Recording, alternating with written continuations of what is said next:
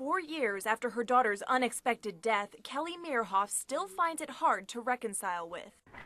Peace is a hard thing to find.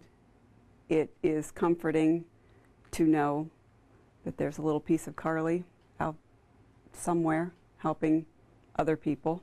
Carly Combs was only 21 years old when she passed away in her sleep. But a stroke of ink on paper has allowed her to live on and continue to touch lives like she did when she was here. She touched so many lives, you know, we didn't even realize until after she had passed. And she touched so many lives, and we just want to continue touching others in her memory. Many people have reservations about becoming an organ donor. Well, we have a lot of myths and misconceptions. They're concerned that the doctors won't work to save their lives. The EMT staff are going to be looking for their driver's license to see if they're a donor. Donation's not even considered until every life-saving effort has been made. For Carly, it was never a question. I was talking to her about, you know, her decision to become a donor, and she just looked at me and she said, well, why wouldn't you be?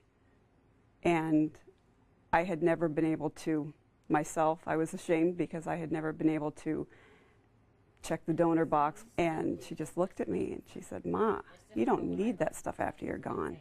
Kelly has since checked the donor box, and she encourages others to do the same by acting as a spokesperson for the Center for Organ Recovery and Education, or CORE.